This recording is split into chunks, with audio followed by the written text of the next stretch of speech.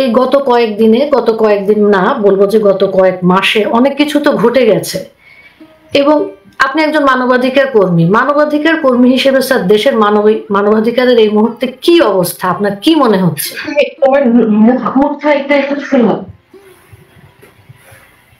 দেশের এই মুহূর্তে মানবাধিকার অবস্থা, জি স্যার, শাসনতান্ত্রিক শাসন থাকলে পরে মানবাধিকার অবস্থা থাকে। আজকে কিন্তু হলিডে আমাদের এখানে, জি স্যার, ফ্রাইডে স্যাটারডে হলিডে। তো তার মধ্যে একটা মেসেজ পেলাম যে বিএনপির একটা গ্রুপ, লয়ার্স গ্রুপ, তারা 30 জনের লিস্ট পাঠিয়েছেন ল মিনিস্ট্রিতে। কিভাবে সে পাঠিয়েছেন, হয়তো অনলাইন পাঠিয়েছেন, এদেরকে রিমুভ করার জন্য বা টার্মিনেট করার জন্য হাইয়েস্ট জুডিশিয়ারি থেকে। এই ঘটনাটা আমার মনে হয় যে this the first time in the history. কারণ যে কোনো জুডিশিয়াল অফিসারকে টার্মিনেট বা করতে হলে পরে একটা প্রসেস থাকে, সে প্রসেস ফলো না করে এইভাবে, এটাও কিন্তু one of the mob violence. কারণ এর কিছুদিন আগে তারা একটা কোনো নাম না দিয়ে বলছে যে দুর্নীতি পরায়ণ বিচারপতিদের অপসারণ করতে হবে। নাম দিছে দুর্নীতি, কিন্তু আমি ব্যক্তিগতভাবে জানি, কারণ এখানে পেশায় মনে হয় আমার থেকে একজন কি দুইজন আছেন বড়, বেশি আর কেউই নেই। সেই ক্ষেত্রে আমি জানি যে এরা দুর্নীতিগ্রস্ত না, কিন্তু এরা স্বাধীন চেতা। তো এখন কেউ স্বাধীন চেতা হয়ে বিচার কাকে দিবেন কি কাকে দিবেন না, এইটা তো বিচার করার অধিকার আমার নাই। আমি দাবি করতে পারি যে এটা আমি চাই, আমি জামিন চাই বা আমি মুক্তি চাই, ডিমান্ডটা করতে পারি, কিন্তু ডিমান্ডটা দেয়া কি না দেয়া এটা ডিসক্রিপশন অফ দ্য কোর্ট। আজকে আমার কাছে যেটা মনে হয়েছে, যেভাবে একটা মব ভায়োলেন্সের ভেতর থেকে অ্যাপিলেট ডিভিশনের জাস্টিসদের বিদায় নিতে হয়েছিল, এটা তো নিশ্চয়ই জানেন আপনারা। স্যার আমরা জানলেও আপনি জনসাধারণের জন্য অনেক কিছুই বলবেন, আমাদের জানা এবং সাধারণ মানুষের জানা দুটো একসাথে করতে হবে। সবার মুখ থেকেই কিন্তু এগুলো জানতে হবে। জি, এজন্য সেটা হচ্ছে যে কিছু ছাত্ররা ওই অধীনও ছিল স্যাটারডে, তো ফুল বেঞ্চ মিটিং ডাকছেন চিফ জাস্টিস, যে এই অবস্থায় তারা, চিফ জাস্টিস আমাকে যেটা বলছেন দিদেন চিফ জাস্টিস, যে ওই তারা ওই জুমে মিটিং করবেন আর বেঞ্চ টেন্স কিভাবে চেঞ্জ করবেন এইগুলো নিয়ে। তো এইটা শুনে হাসানাত আব্দুল্লাহ নামের এক সমন্বয়ক, তিনি একটা মেসেজ দিয়েছেন যে ঘেরাও করো সুপ্রিম কোর্ট, এবং সেখানে ঘেরাও করতে গিয়ে যতনাই হয়েছেন তার চেয়ে বেশি ভয় দেখাইছেন যে এখানে যদি তারা রিজাইন না করে তাহলে আমরা তাদের বাসগৃহ অ্যাটাক করব। কথাটা খেয়াল করে, স্বাভাবিক অবস্থায় তারা চিন্তা করছে যে আমাদের চাকরির চেয়ে পরিবার সন্তান এদের রক্ষা করার। এর আগে কিন্তু অ্যাটাক একটা হয়ে গেছে 5 তারিখ, এইটা পরবর্তীতে ওদের সম্ভবত 9 তারিখ কি 10 তারিখ, স্যাটারডে, নেক্সট স্যাটারডেতেই, এবং ফুল অ্যাপিলেট ডিভিশন বলছে তারা রিজাইন করলেন। তো এই যে যারা ছিলেন ছাত্ররা, এরা তো কেউ লয়ার না, এরা কেউ বিচার প্রার্থীও না, এরা ছাত্র। তো এরা কিভাবে আইসা সুপ্রিম কোর্টের এই প্রধান বিচারপতি সহ আপিল বিভাগের বিচারক এদেরকে রিজাইন করলেন? কি থ্রেট দিয়ে? থ্রেটটা হলো এই যে তা নাহলে তাদের বাসগৃহে গিয়ে অ্যাটাক করবে। তো এটার বিরুদ্ধে কিন্তু কোনো মামলা হয় না, ইভেন জেনারেল ডায়েরিও হয় না। স্যার জেনারেল ডায়েরি করার কোনো সুযোগ কি সত্যিকার অর্থে দেশে আছে? কেউ কি আছে যে জেনারেল ডায়েরি দেবে বা মামলা করবে, একটা রেট নেবে, এরকম কোনো অবস্থা কি দেশে আছে স্যার? আমি কিন্তু টেকনিক্যাল দিকটা সবসময় বলি যে যখন পথ না থাকবে তখন অল্টারনেটিভ পথ খোঁজো। যেমন এখন কোনো থানা এফআইআর রাখে না, ওকে তুমি এফআইআর রাখে না, by registered AD acknowledgement receipt সহ থানাতে পাঠাই দাও, ফেরত আসুক। সেটা তো একটা ডকুমেন্ট যে আমি করছিলাম ইন টাইম।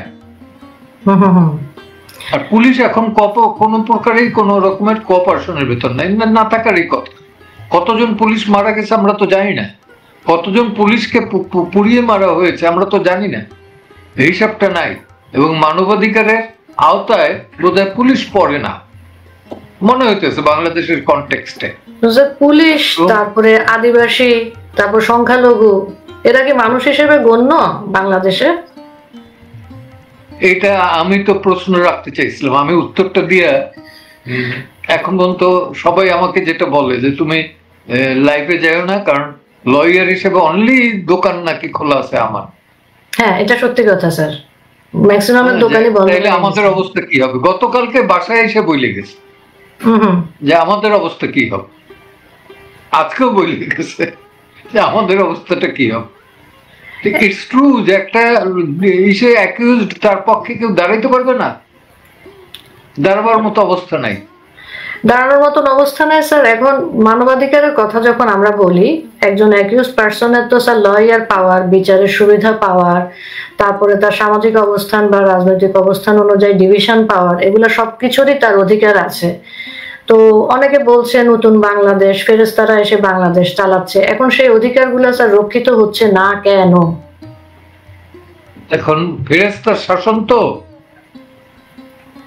ফেরেশতার শাসন দেখে মানুষের চোখে পড়তেছে না। জি, তাদের চোখে আমরা হয়তো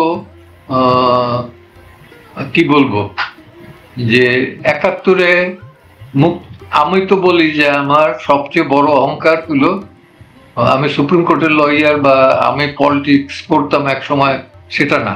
আমি ৭১-এর মুক্তিযুদ্ধে ছিলাম, সেটা আমার সবচেয়ে বড় আইডেন্টিটি, সবচেয়ে বড় আইডেন্টিটি। আমার সব কারিয়ে নিতে পারে, কিন্তু আমি একজন মুক্তিযোদ্ধা এবং সনদবিহীন, মানে সনদ মানে কি সার্টিফিকেট বিহীন, পরবর্তীতে তো গেজেট ফেজেট হয়েছে, আমি কোথাও কোনো সময় অ্যাপ্লাইও করিনি, ইয়েও করি না। তো সবাই বলে আমি গেজেটেড মুক্তিযোদ্ধা, আমি বললাম যে আমি নন গেজেটেড মুক্তিযোদ্ধা। কেউ বলে যে আমি সার্টিফিকেট আছে আমার, আমার কোনো সার্টিফিকেট দরকার হয় না, কারণ বিভিন্ন বইতে বিভিন্ন সময় অল্প হইলেও একটা লাইনে হইলেও আছে লেখা। স্যার, এই যে সমসাময়িক সময় আপনি কয়েকদিন আগে একটা কমেন্ট করেছেন যে উনি একটা বর্জ্যে পরিণত হয়েছেন, এই জিনিসটা স্যার যে একটা কমেন্ট করলেন যে একজনের সম্পর্কে যে তিনি গার্বেজে পরিণত হয়েছেন, এটা কি স্যার রিসেট বাটন টিপার সাথে কোনোভাবে সম্পর্কিত? উনি বলেছেন যে রিসেট বাটন দিয়ে। অবশ্যই রিসেট বাটন টিপার বিষয়টা স্যার কিরকম? আমি একজন আইটি পার্সোনাল হিসেবে রিসেট বাটন টিপাটা দেখি একরকম ভাবে, আর আপনি একজন মুক্তিযোদ্ধা হিসেবে স্যার রিসেট বাটন চাপ দেওয়ার বিষয়টাকে কিভাবে দেখেন, কিভাবে মূল্যায়ন করেন? সে কিভাবে বলছে?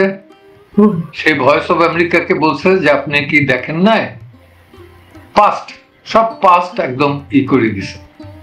তো রিসেট বাটন চাপ দিলে হয়তো যায়, কিন্তু ওই বিল্ড ইন যেটা থাকে সেটা কিন্তু নষ্ট হয় না।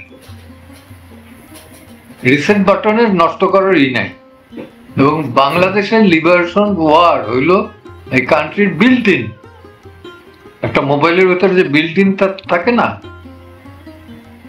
ফ্যাক্টরি বিল্ড যেটা, সেই রকমের এই বাংলাদেশের ফ্যাক্টরি বিল্ড হইল 1971। তার আগেও যদি যেতে পারেন আপনি 54-এর ইলেকশন, 69-এর মুভমেন্ট, 66-এর 6 পয়েন্ট, তার আগে 62 মুভমেন্ট, 54-এর ইলেকশন, এগুলো সব নিয়ে আপনি যেতে পারেন। 47-এর পার্টিশনও যেতে পারেন। পার্টিশন তো পার্টিশন অফ ইন্ডিয়া হয় না, পার্টিশন হচ্ছে দুইটা, বেঙ্গল অ্যান্ড পাঞ্জাব। আর কোথাও কোনো পার্টিশন হয় না। তো সেইখানে এসে আমরা যদি দেখি যে আমি এর মধ্যে ওই করোনাকালীন সময়ে ভারতের যিনি হিউম্যান রাইট কমিশনের ছিলেন, চেয়ারম্যান ছিলেন জাস্টিস অশোক গাঙ্গুলি, তার সাথে একটা ছিলাম online meeting a human right নিয়ে। তো সেইখানে আমি তাকে বলছিলাম যে দেখেন, পিপলস ভার্ডিক্ট ইট কিন্তু অলওয়েজ রাইট হয়। তার প্রমাণ হইল 47। আমি বললাম 47-এর এই পার্টিশন যদি না হইতো তাইলে আমরা তো পার্ট অফ দ্য ইন্ডিয়া যদি থাকতাম 1000 বছর যুদ্ধ চালাইলেও আমরা স্বাধীন হতে পারতাম। আজকে আপনার স্ট্যাটাস, আপনার বিগ পাওয়ারের একটা আছে, স্মেল আছে আপনার গায়ে, কিন্তু স্ট্যাটাসের দিক থেকে আপনার এবং আমার সমান। সে ঠকাই গেছে। আমরা যে 7 সিস্টার্সরা তো 1948 থেকে স্ট্রাগল করে আসতেছে হওয়ার জন্য, কিন্তু পারতেছে না। কারণটা কি? কারণ হলো তারা ইন্ডিয়ার পেটের ভিতর, ইন্ডিয়া বিগ কান্ট্রি, তো ওরা করবে কি? এবং আপনি দেখবেন যে ওয়েস্ট বেঙ্গলের লোকজন স্লোগান দেয় জয় বাংলা, মমতার দল। তো তার অর্থ এই না, একসময় বলেও তারা মাঝে মধ্যে যে আমরা দুই বাংলা এক হব। আমাদের এখানে একজন কোশ্চেন করেছেন, একজন দর্শক কোশ্চেন করেছেন যে জুলাই মাসে আপনি একটা বক্তব্য দিয়েছিলেন যে পাক বাহিনীর মতন, পাক হানাদার বাহিনীর মতন করে ঠক ঠক করে ছাত্রদেরকে নিয়ে যাওয়া হচ্ছে, তাদের মোবাইল চেক করা হচ্ছে। তো আপনি কখন গিয়ে বুঝতে পারলেন যে স্যার আমাদের আন্দোলনটা সঠিক আন্দোলন নয়, এটা একটা ষড়যন্ত্র? এবং সেই বোঝার পরিপ্রেক্ষিতে আপনি কি একজন সচেতন মুক্তিযোদ্ধা এবং আইনজীবী হিসেবে জাতিকে প্রতিরোধের ডাক দিবেন এবং মুক্তিযুদ্ধের পক্ষের শক্তিকে সংঘবদ্ধ হতে বলবেন? কোনো নির্দেশনা আছে?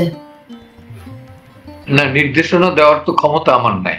আপনি মুক্তিযোদ্ধা স্যার, এটা প্রশ্ন মাথায় রেখেই দর্শক প্রশ্ন করেছেন। কিন্তু আমি বলতেছি যে হ্যাঁ, আমি অলওয়েজ কোটার বিরুদ্ধে ছিলাম, always from the very beginning.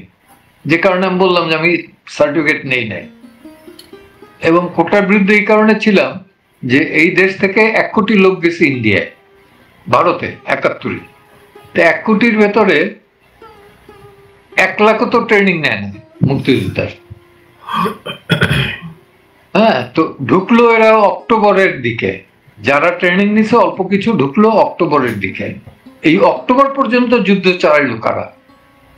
এই দেশে যারা ছিল আনসার, পুলিশ, স্টুডেন্ট, এরা পুলিশের রাইফেল, আনসারের রাইফেল, রাজাকারদের রাইফেল, এগুলো আমি নিজেই দেখছি যে আমার অরিজিন হোম ডিস্ট্রিক্ট হলো বরিশাল, সেখানে কোনো বর্ডার নাই ইন্ডিয়ার সাথে, আর থাকলেও আমি যেতাম।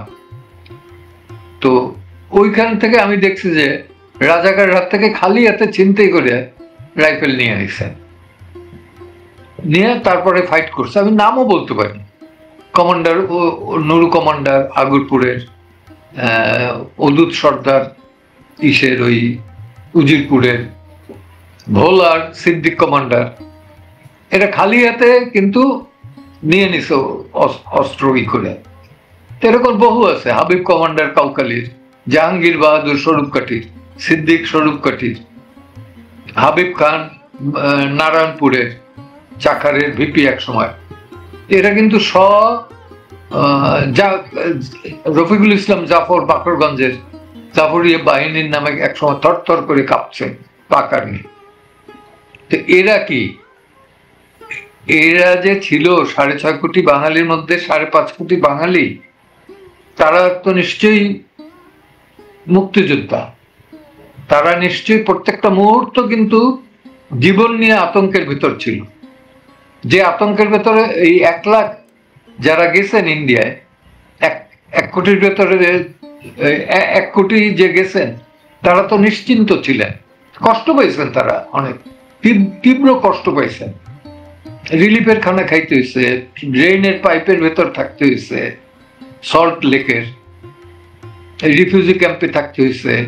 আবার কাউকে কাউকে এসে ওই সেক্টর কমান্ডারদের ওইখানে রিক্রুট করে পাঠানো হয়েছে, কষ্ট করতে হয়েছে, এর ভেতরে ছিলেন, কিন্তু তারপর জীবনের নিশ্চয়তা তাদের ছিল।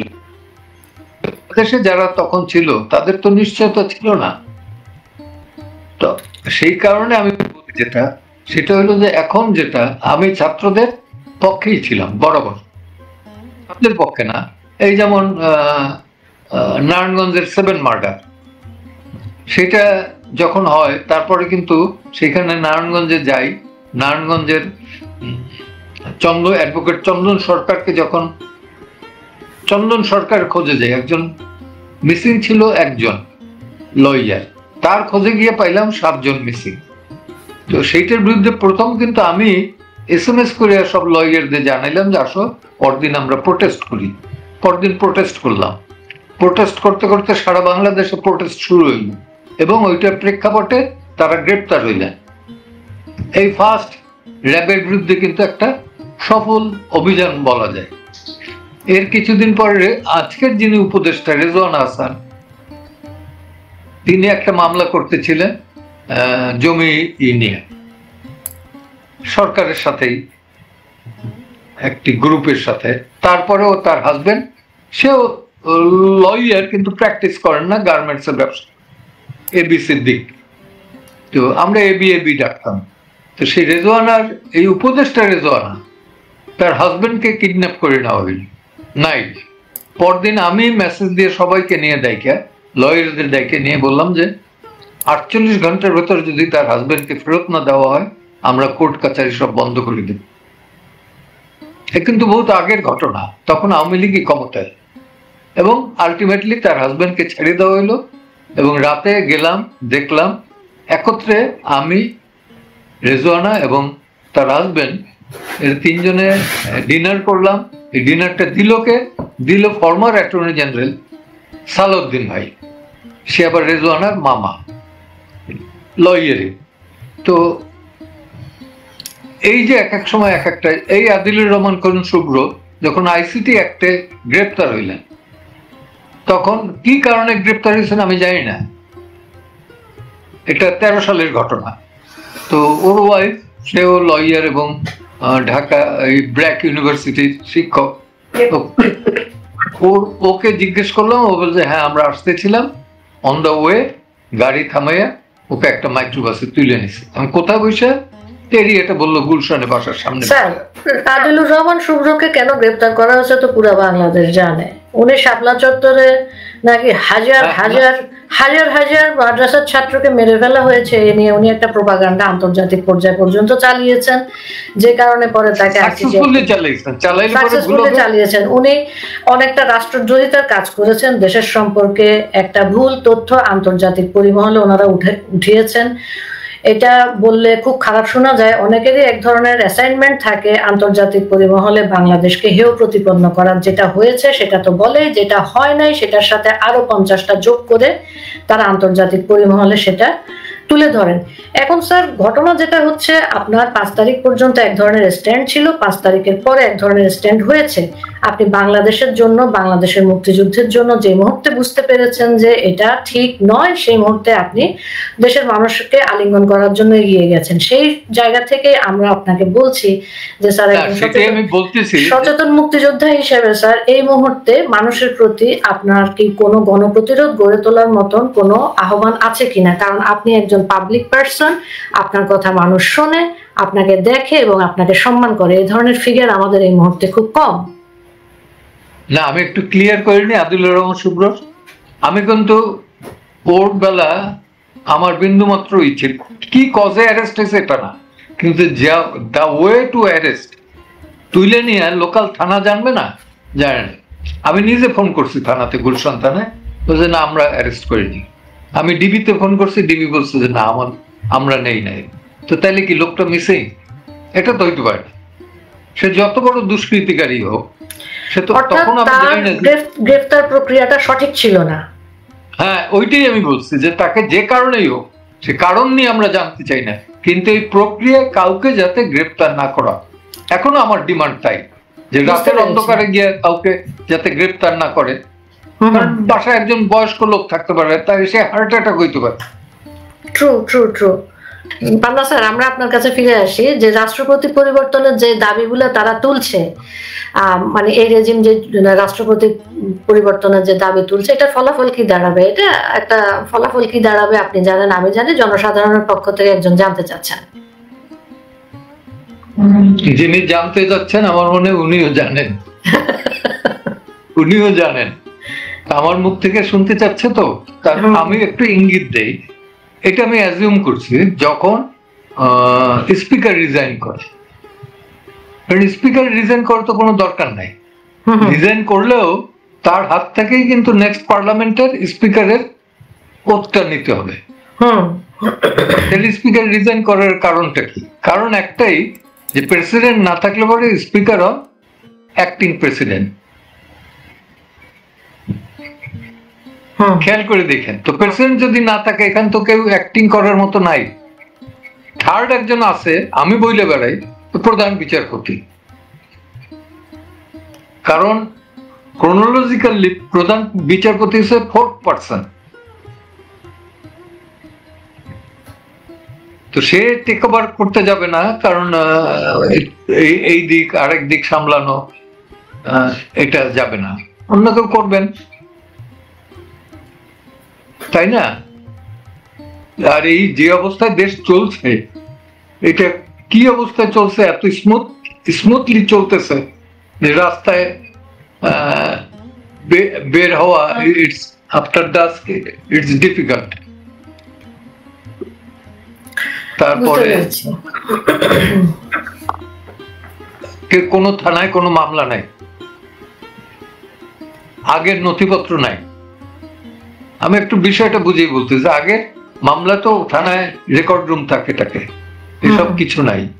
থানা থেকে 400-র উপরে থানা বলা হয় যে থানা এগুলো লুটপাট হয়ে গেছে, অ্যাটাক হয়েছে। কিভাবে? লিবারেশনের পর তো একটা থানাও অ্যাটাক হয় না। আমরা তো 8 ডিসেম্বর বরিশাল স্বাধীন হয়, থানায় গেছি, থানায় যারা কোলাবরেটর গিরি করছে তারা ভেঙে গেছে আর্মসটা রেখে, আর সবাই আমাদের ওয়েলকাম করছে, করে বলছে স্যার আপনারা কিভাবে চালাবেন দেখেন। এবারে কেন ভাগলো? আমার কাছে কিছু কিছু এভিডেন্স আছে যে পোড়াই মারা হয়েছে, এরকম একটা ঘটনা আছে। তো সরকারের নৈতিক দিক থেকে দায়িত্ব ছিল তাদের হেলথের দিকে দেখা, তাদের ট্রিটমেন্ট করা এবং যথাযথভাবে তাদের পরিবারকে সাহায্য সহযোগিতা দেওয়া। সেটা না দিয়ে তারা বলতেছেন যে আমরা ধরিয়ে নেব, যেমন 100 কতজন যেন পুলিশ হয় নাই, তো তারা বলতেছে যে আমরা ধরে নেব যে এরা পলাতক। আচ্ছা, আমি যদি বলি যে তারা কবরের নিচে আছে, সেটাও তো হইতে পারে, এটা গভর্নমেন্টকে প্রুভ করতে হবে কতজন। এবং এটা খুব আশঙ্কাজনক, এটা সরকারের জন্য শুধু না, দেশের জন্য। দেশের মানুষ আজকে বুঝতে পারতেছে, আমিও বুঝি, যে পুলিশের বিরুদ্ধে অনেক কথা বলছে, সেটা পুলিশের দোষ না। পুলিশকে কিভাবে আমরা ট্রেনিং দিছি সেইটার দোষ। পুলিশকে ট্রেনিং দিছি যে পাবলিক পিটাও বা করো, কখনোই যে ফান্ডামেন্টাল রাইট বা এই রাইটটা প্রোটেকশনের জন্য পুলিশ, সেটা আমরা তো ট্রেনিং দেই না। স্যার, এটা তো 1857 সালে সিপাহী বিদ্রোহ থেকে একই আইনে তো চলতেছে।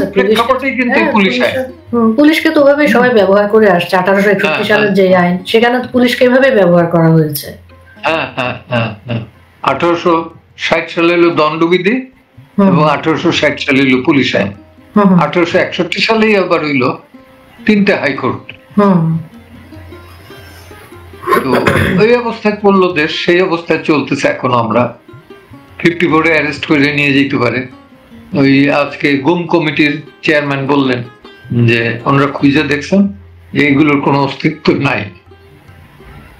তো আবার ডিবির যিনি ডিবির যিনি কমিশনার, তিনি কথা দিচ্ছেন যে আর কাউকে আইনে ভাতের হোটেল বা গুম করা এটা করা হবে না। আমার একটা রিকোয়েস্ট এই ইসের মাধ্যমেই আমি বলি, তারা প্রত্যেকটা থানার হাজত অর্থাৎ কাস্টডি যেটা, সেটা দেখুক যেটা মানুষের থাকার বা রাখার মতো অবস্থায় আছে কিনা। গরু ছাগলও থাকতে পারে না, গরু ছাগলের গোয়াল ঘরও বোধ হয় এর চেয়ে উন্নত। ঢাকায় কিছু কিছু করছেন ইউএনডিপি, মানে কি ওই মডেল থানা, সেগুলোতে একটু থাকার মতো অবস্থা আছে। এই বাদে কোনো থানাতে সে থাকার মতো অবস্থা নাই। রিমান্ডে নিবে কেন? রিমান্ড নিয়ে তো অ্যাপেক্স কোর্টের ডিসিশন আছে, সেই ডিসিশন ভায়োলেট করে 6 বার 7 বার কেন নিবে? জেল গেটে জিজ্ঞাসাবাদ করুক, সেটা না করে কেন থানায় নিয়ে যায়, কেন ডিবি অফিসে নিয়ে যায়, কেন এসবি অফিসে নিয়ে যায়? র্যাব, বিএনপি তো ওয়াদা করছিল, বিএনপি র্যাব প্রতিষ্ঠা করছে, একটা ককটেল পার্টি নাই, ওখানে এমন কোন এলিমেন্ট নাই। Army, air force, navy, police, civilian আছে কিনা আমি জানি না, সিভিলিয়ানও বোধহয় আছেন, এই মিলে একটা করছেন র্যাব, এলিট ফোর্স। যাই হোক, সেই এলিট ফোর্স বিএনপির ওয়াদা অনুযায়ী তারা বাতিল করবে, তারা ক্ষমতায় গেলে তারা বাতিল করবেন। এখন তার ডিমান্ড করেন না কেন? ওটার বাতিল করুক। গুম খুন তো বেশি ওইখান দিয়ে র্যাবের থ্রুতে খুন হয়েছে প্রকাশ্যে। একটা তো অডিও বোধহয় ক্লিপ আপনারাও দেখছেন, টেকনাফের এক কাউন্সিলর, নামটা ভুলে গেলাম, এনামুস। তো সেটা কত বিভৎস যে বাচ্চারা এবং ফ্যামিলির সাথে কথা বলতে বলতে তাকে গুলি করে। স্যার আমাদের যে সামগ্রিক অবস্থা, স্যার আমরা যেটা নিয়ে আপনার সাথে মানে অফলাইনেও কথা বলেছি, এই অনলাইনের লাইভের বাইরে, স্যার আলী রিয়াজ আমাদের সংবিধান সংস্কার কমিটির প্রধান হয়ে আসছেন। স্যার আমাদের দেশের যিনি সংবিধান তৈরি করেছেন, সেই ইয়ে থেকে গ্রুপ থেকে একজন তো এখনো জীবিত, ডক্টর কামাল হোসেন এখনো জীবিত। গণপরিষদের মাধ্যমে, হ্যাঁ, ও গণপরিষদের যে সিদ্ধান্তের মাধ্যমে 70-এর নির্বাচনে যারা নির্বাচিত হয়েছে তারা পরে গণপরিষদ এবং 36 জন ইয়ের মাধ্যমে 36 জনের মাধ্যমে আমাদের যে সংবিধান তৈরি হলো 72-এ, সেটা প্রচলিত হলো।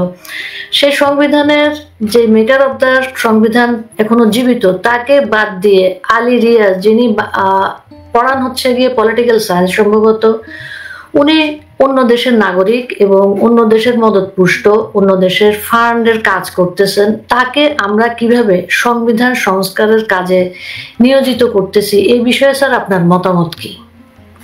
আমরা না, কিন্তু আমরা না, আচ্ছা স্যার, প্রেজেন্ট রিজন তারা চুজ করছে, তারা চুজ করছেন। এবং কি করবেন, আমি আলী রিয়াজের মিটিং এ ও আসার পরপরই একটা মিটিং ডাকছিল সিজিএস, রাইট।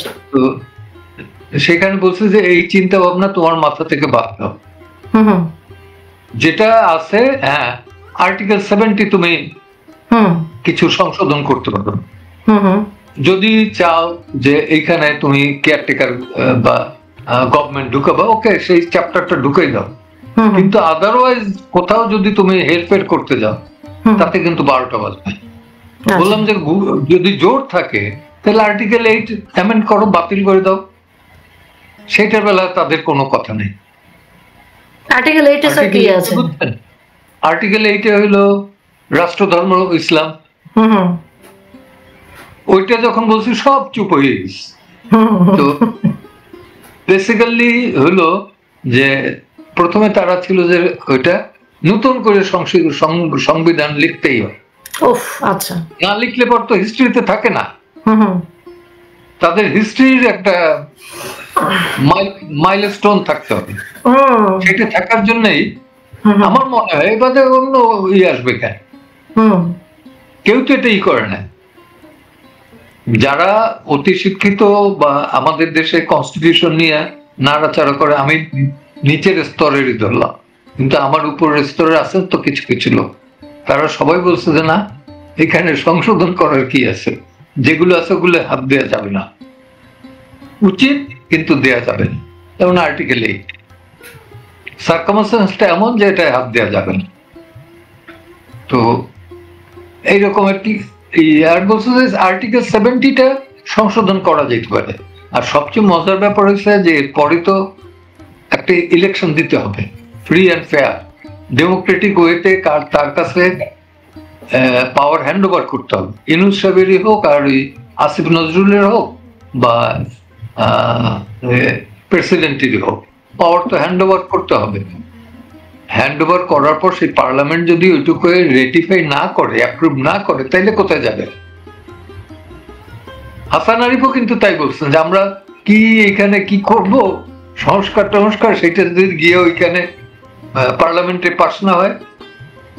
গত পরশুই উনি কোন একটা মিটিং এ বলছেন, তো পার্লামেন্টে পাস না হলে পরে তো আমাদের সমস্ত শ্রম বৃথা। আসলেও তো তাই, তারা যা যা বকবক করার করিয়ে যেতেছেন, কিন্তু এইটা যদি নেক্সট পার্লামেন্ট অ্যাপ্রুভ না করে তাহলে তো খবর আছে। এবং আমি বলবো যে একটা আশার বাণী আমি দেখতে পাই, অন্ধকারের মধ্যে আশার আলো। সেটা হলো যে মির্জা ফখরুলের একটা বক্তব্য, সে বলছে যে -2 থিওরি চলবে না, এটা বাদ দেন, এটা কিন্তু আমরা অ্যালাউ করব না। 2, ডেমোক্রেটিক ওয়েতেই হইতে হবে। আওয়ামী লীগ যদি দোষ করে থাকে তার বিচার করবেন, যে ব্যক্তিগুলার, কিন্তু দল তো আর না। 3, সে বলছে কোনো প্রকারেই আমরা দেখতেছি যে উগ্র দক্ষিণপন্থী, উগ্রবাদী এবং চরমপন্থী এদের উত্থানের বিরুদ্ধে কিন্তু আমরা ঐক্যবদ্ধ থাকবো। ফার্স্ট টাইম আমার কাছে খুব অ্যাপ্রিসিয়েটেবল এই মনে হয়েছে যে বিএনপির এই সেন্সটা আসা, এটা একটা পজিটিভ দিক। এবং আজকের মিটিংও তাই বলে আসছেন যে ইন্টারভিউতে যেটা দেখলাম, ওই এমনি তো আমাদের সাংঘাতিক স্বাধীনতা আমরা ভোগ করতেছি, মিডিয়া মানে এত স্বাধীনতা বোধহয় আর কেউ ভোগ করে না। আমার ইন্টারভিউ নেয়, নিয়ে বল যে স্যার, ফোন করে বলে স্যার এইটা বাদ দিতে বাধ্য হয়েছে।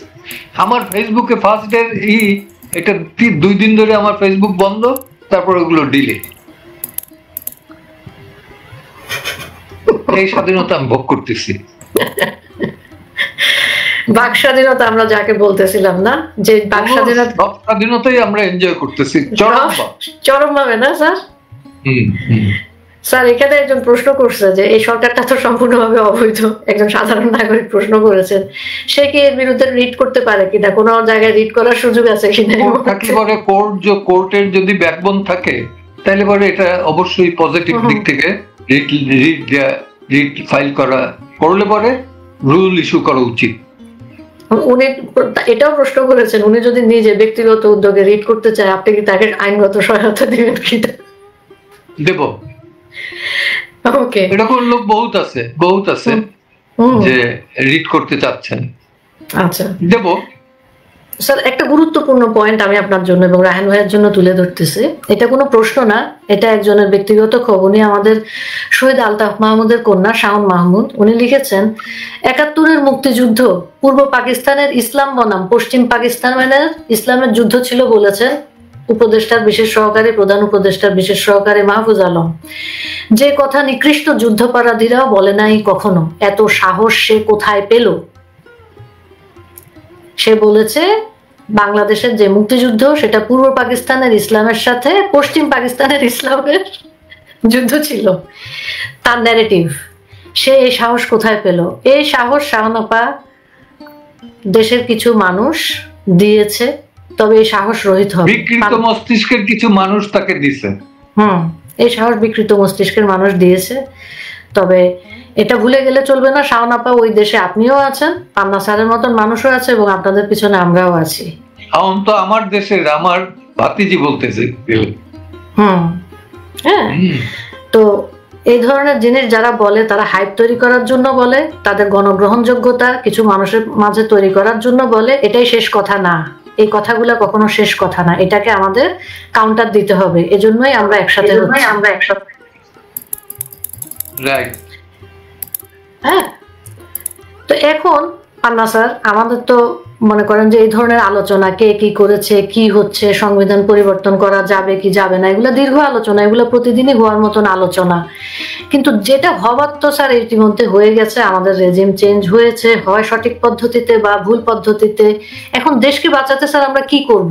আপনি একজন ফ্রিডম ফাইটার, সেই অভিজ্ঞতা থেকে স্যার বারবার মানুষ জিজ্ঞেস করছে আমাদের এই মুহূর্তে করণীয় কি, আমরা কিভাবে উগ্রপন্থীদের হাত থেকে দেশকে বাঁচাবো। দেশের 17 কোটি জনগণের স্যার 8 কোটির উপরে নারী, তাদেরকে বিশেষ করে কিভাবে বাঁচাবো? তাদেরকে কি করে বাঁচাবেন? আমি একটা ঈদে ঘরের ভেতরে আপনার সাপ ঢুকছে, আপনাকে অ্যাটাক করতেছে, আপনি কি করবেন? ওইটাই সত্যি কথা স্যার, সাপকে সমালে উৎপাটন করতে হবে। হ্যাঁ, হয় সাপ বাঁচবে, না হয় আমি বাঁচবো। আমার বাঁচতে হলে সাপটাকে মারতেই হবে, অথবা ঘর থেকে তারাই দিতে হবে। দুইটার একটা, অল্টারনেটিভ নাই তো। স্যার এই যে আমরা বলছি যে অল্টারনেটিভ নাই, এই জিনিসটা নিয়ে কিন্তু অনেক কিছু হয়ে গেছে এখন স্যার। যদি ধরেন কথার কথা, আমাদের সকল দাবি দাওয়া সবকিছু মিলায়ে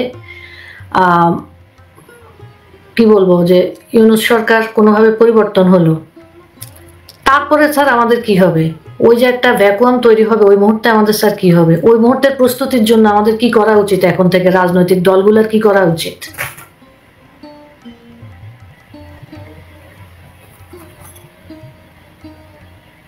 রাজনৈতিক দলগুলো তো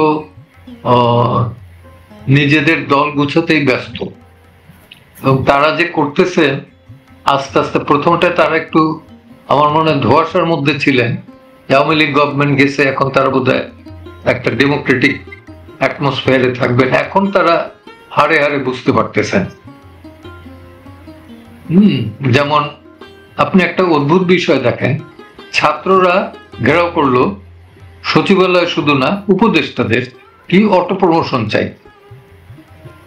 সেটা দিয়ে দিল। আর আনসাররা ঘেরাও করলো সচিবালয় বাইরে থেকে, কি যে আমাদের চাকরিটা পার্মানেন্ট কর। 5 মাসের যে চাকরি থাকে না, 7 মাস থাকে, 5 মাস থাকে না, এইটাকে রেশন ভাতা আমাদের দাও। তাদের ছাত্র ডেকে আইনা পিটে। এখন আপনি দেখেন, আমি একটা উদাহরণ দেই, এই আনসাররা কিন্তু ওয়েল ট্রেন্ড। তারা যদি মারপিট করার টেন্ডেন্সি তাদের থাকতো, ছাত্র সারা বাংলাদেশে কোথাও টিকতে পারতো না। কারণ কি, 4.5 লাখের উপরে আনসার, ওয়েল ট্রেন্ড আনসার। আপনি দেখেন না, পুলিশ পাওয়া যায় না পর 5ই আগস্টের পর, থানায় পুলিশ পাওয়া যায় না পর আনসার আইনে রাখছে কেন? তারা সব বন্দুক থেকে শুরু করে সবই পারে, শুধু ড্রেসটা ভিন্ন আর বেতনটা কম। নিতান্ত গরিব পরিবারের, তা নাহলে আনসারে কেউ নাম লেখায় না। নিতান্ত গরিব পরিবারের, কিন্তু দে আর ওয়েল ট্রেন্ড। এরা কিন্তু সেইটা করে না। এটা তো এই যে ছাত্রদের দ্বারা ডাইকা, এবং যিনি ডাকছেন আমার মনে হয় না যে তিনি কোনো উপদেষ্টা, ওইখানে আটকা ছিলেন। কি যেন একটা লেখা হয়েছে। স্যার এটা একটা কমেন্ট, আমি দেখাচ্ছি দর্শকদের সুবিধার জন্য, আপনি আপনার কথা বলতে পারবেন, কোনো সমস্যা নেই। তো সেটা, এটা অমানবিক। মানবিক দিক যদি থাকে, শান্তিতে নোবেল পাওয়া ইউনূস সাহেব, তো আমার মনে হয় যে ওনার শান্তিপ্রিয় অবস্থায় থাকাই উচিত। আবার ওই কিছু ছাত্ররা গেল চাকরির সীমা 35 বছর করা হোক, তো সেটার জন্য তার যমুনা, তার বাসভবন রমনা পার্কের পাশে, সেখানেও তো টিয়ার গ্যাস, পুলিশ লাঠি, টিয়ার গ্যাস শুধু স্যার গুলিও তো করলো, একজন নিহত। আমি বলতেছি আস্তে আস্তে গুলিও করলো। তো এগুলো বোধহয় বৈধ গুলি। হ্যাঁ, এগুলো স্যার বৈধ গুলি স্যার, এগুলো ইউনূসের গুলি বৈধ, বৈধ টিয়ার গ্যাস, বৈধ। তো এই আর কি আমার বলার। স্যার আমার একটা শেষ কোশ্চেন আছে স্যার, এটা আমাকে সবাই করে যাচ্ছে, আমাকে সবাই বলছে স্যার, সবাই তো রাজনৈতিক ব্যক্তিত্ব না, অনেক অ্যাক্টিভিস্ট আছেন, আমাদের বুদ্ধিজীবী আছেন, যেমন শাহরিয়ার কবিরকে স্যার যেভাবে গ্রেফতার করা হয়েছে এবং তার মতন একজন বয়স্ক মানুষকে রাখা হয়েছে কোনো সুনির্দিষ্ট অভিযোগ ছাড়া, যে হত্যা মামলা সেটা তো আসলে মিথ্যা হয়রানি মামলা। এদের কি হবে, ওনাদের জন্য কি করা হচ্ছে, ওনাদের আইনি প্রক্রিয়াটা কিভাবে চলছে, ওনারা কি কোনো আইনি সুবিধা আদৌ পাচ্ছেন কিনা, এই জিনিসটা নিয়ে আমরা খুব স্যার কনসার্ন। কারণ উনি কিন্তু কোনো রাজনৈতিক ব্যক্তিত্ব না। উনি 2001 সালে বিএনপি জামাত ক্ষমতায় আসার পরে ওনার উপর তুমুল নির্যাতন হয়েছে, এখনো হচ্ছে। ওনার একটা পায়ের সমস্যা, ওনার শারীরিক অবস্থাও ভালো না। এই যে কোনো আইনি সুবিধা না পাওয়া এবং এভাবে আটক থাকা, এভাবে গণগ্রেফতার, এ বিষয়ে স্যার আপনি কি ভাবছেন এবং এখানে সিনিয়র আইনজীবী যারা আছে তারা কি ধরনের স্টেপ নেওয়ার কথা চিন্তা করছেন? সিনিয়র আইনজীবী তো ভালো, আইনজীবী নাই। শাহরিয়ার কবির শুধু না, শাহরিয়ার কবির, তারপরে PG Bangabandhu post graduate medical ইউনিভার্সিটির প্রতিটা ডাক্তার তারা আজকে ফেরারি হয়ে ঘুরে বেড়াইতেছে। একজন গ্রেপ্তার আছেন। ঢাকা মেডিকেলের প্রফেসর, তারা ফেরারি হয়ে ঘুরে বেড়াইতেছেন এবং আছেন। আইনজীবী এমন কোনো বার নাই, এমন কোনো বার অ্যাসোসিয়েশন নাই যে বার অ্যাসোসিয়েশনের আইনজীবীরা মামলার আসামি না। এগুলো সবই মিথ্যা মামলা। কি কারণে? হ্যারাসমেন্টের জন্য। ওই যে বললাম যে সবাই আমাকে অনুরোধ করে যে তুমি ফেসবুকে যাবা না, আজকে আমি ফেসবুক খুলিও নাই। তো ফেসবুকে যাবা না, কোনো দিবা না, কারণ তোমার দোকানটাই খোলা আছে, আর কারো দোকান খোলা নেই। তো আপনি কি স্যার আশঙ্কা করছেন যে আপনার দোকানেও হামলা হতে পারে? অমূলক কিছু না, তবে আমার দোকানে হামলা করলে পরে ওই যেই করুক, আমার একটা হাতে একটা লাঠি থাকে, তো লাঠিটার বাড়ি খেয়ে যেত। বুঝতে পারলাম। তাহলে কি স্যার এটা আমাদের আলোচনা থেকে এটা দাঁড়াচ্ছে যে আমরা প্রথমে বলতে পারি যে সংবিধান সংস্কারের যে ধোঁয়াটা তোলা হয়েছে এবং ফরহাদ মাজারগং যে ধরনের ভেগ টার্ম তুলতেছে যে যেহেতু 70-এর নির্বাচিত জনপ্রতিনিধিদের মাধ্যমেই আমাদের সংবিধান হয়েছে, সুতরাং এই সংবিধান ঠিক নাই, এখানে সকলের অংশগ্রহণ নাই, নতুন করে ফরহাদ মাজাররা সংবিধান লিখবে। তো সেই জিনিসটা আসলে ভ্রান্ত একটা ধারণা, মানুষের বোঝার জন্য আমরা বলছি। সর্বোচ্চ সংবিধানের হয়তো 70 অনুচ্ছেদ পরিবর্তন করা গেলেও যেতে পারে, কিন্তু সেটার জন্য নির্বাচিত বৈধ সরকার লাগবে, রাজনৈতিক সরকার লাগবে। এবং অবৈধ ছিল 72-এ, ওটা 72-এরটা বলতেছে ফরহাদ মাজাররা, ওইটা সঠিক না, ওটা বৈধ না। কারণ 70-এর নির্বাচিত গণপ্রতিনিধিদের হাত ধরে, তখন তো এটা পাকিস্তান ছিল, পাকিস্তানের হাত ধরে নাকি আমাদের সংবিধান রচিত হয়েছে। এলএফের ভেতরে ইলেকশন হয়েছে, এই তো তাদের কথা আমি জানি। হ্যাঁ, ওনারা পণ্ডিত হয়েছেন গিয়ে আমেরিকায় 73-এর পরে দেশ ছাড়ছেন এবং দেশ ছাড়ার পরে ওইখানে পণ্ডিত হয়েছেন। তো ওই পণ্ডিত দেখে তো লাভ নেই। আপনি বাংলাদেশে সার্চ করেন যে কত পার্সেন্ট লোক ফরহাদ মাজারের নাম শুনছে, শোনে নাই।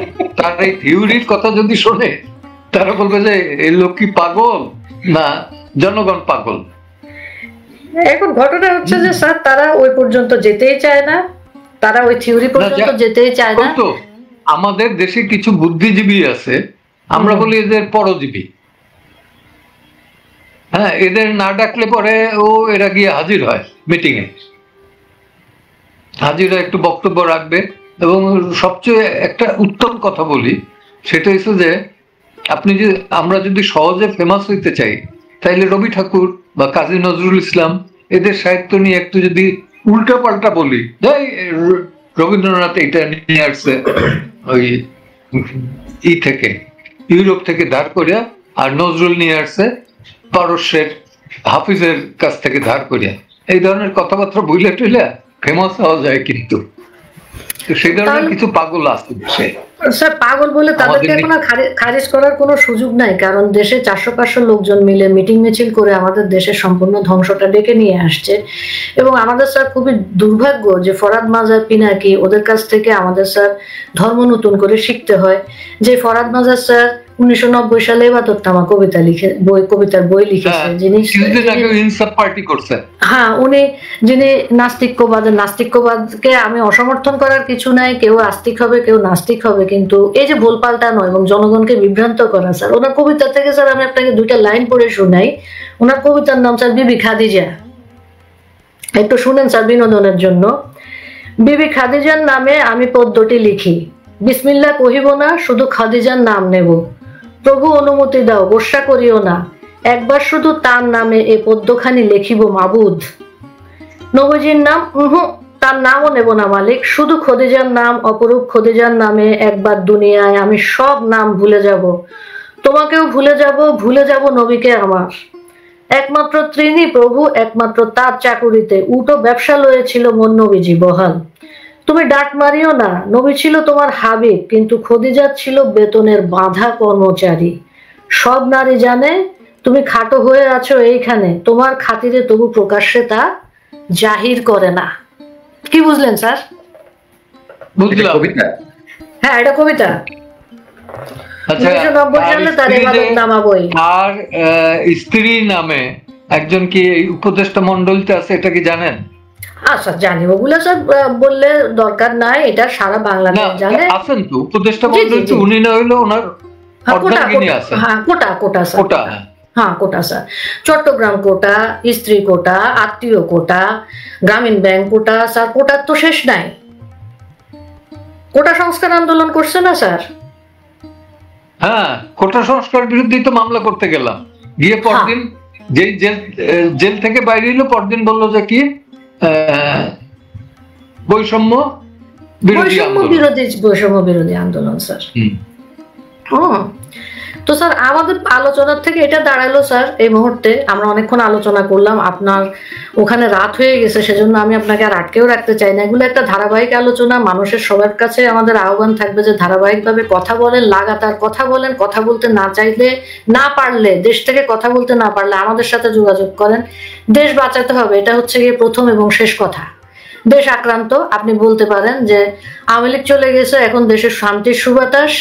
আওয়ামী লীগ বিএনপি এখানে কোনো কথা না, আওয়ামী লীগ বিএনপি সিপিবি এগুলা কোনো কথা না। দেশ উগ্রবাদীদের হাতে দেয়া যাবে না।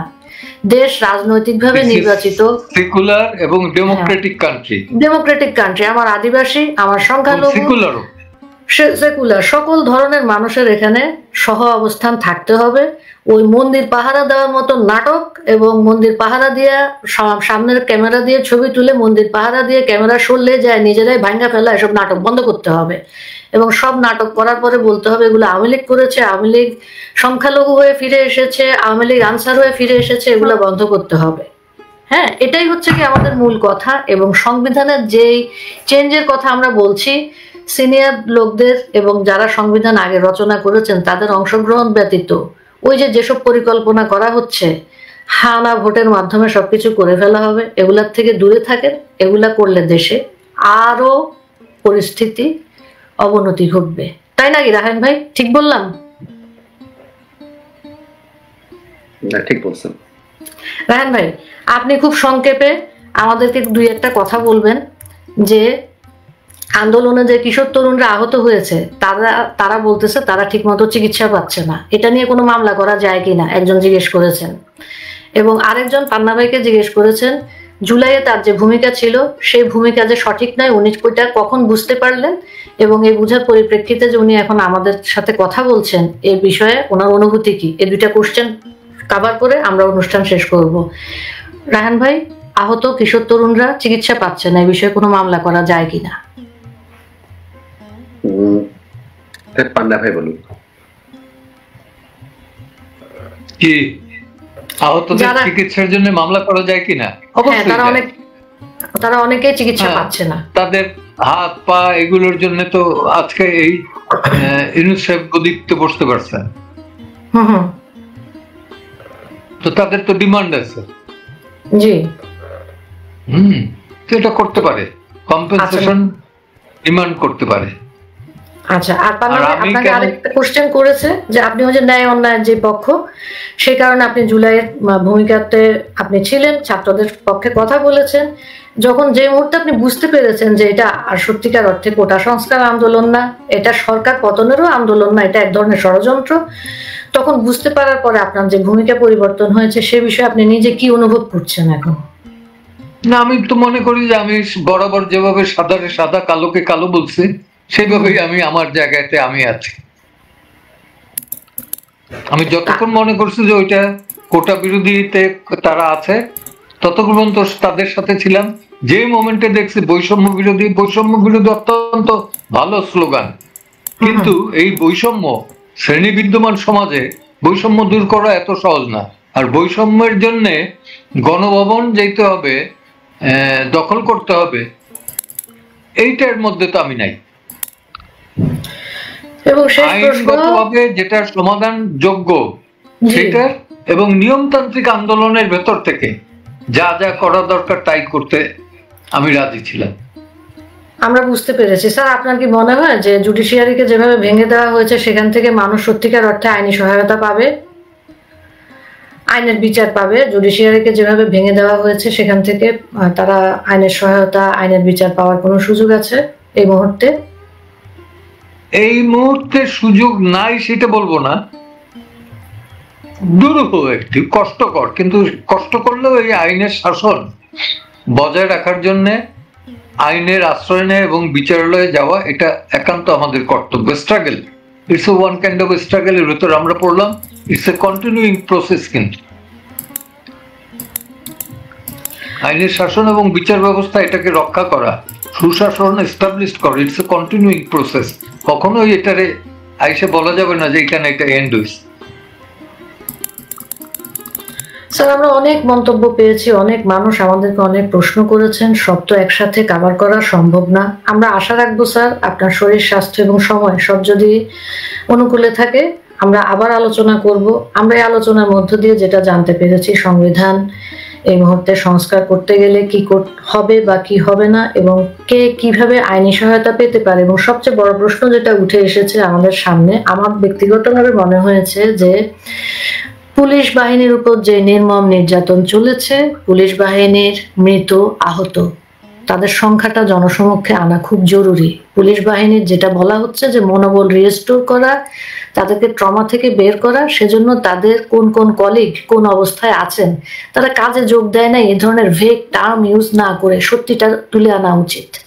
এটা আমরা এই অনুষ্ঠানের মাধ্যমে জানি না কার কাছে দাবি রেখে যাচ্ছি, হয়তো জনগণের কাছেই দাবি রেখে যাচ্ছে যে আপনারা এই বিষয়ে সোচ্চার হন, এবং পুলিশ বাহিনীকে যদি আগের অবস্থানে নিতে না পারেন, আগের অবস্থান বলতে তাদের সক্রিয় ভূমিকা যেটা রাষ্ট্র পরিচালনার ক্ষেত্রে, সেই জায়গায় যদি নিতে না পারেন তাহলে আপনারা কেউই নিজের ঘরে নিরাপদ থাকবেন না। পুলিশ বাহিনী আমাদের নিরাপত্তার জন্য প্রথম বুঝ, তারপরে অন্যান্য বাহিনী আসে, তারা সহায়ক বাহিনী, তারা আমাদের মেইন বাহিনী না।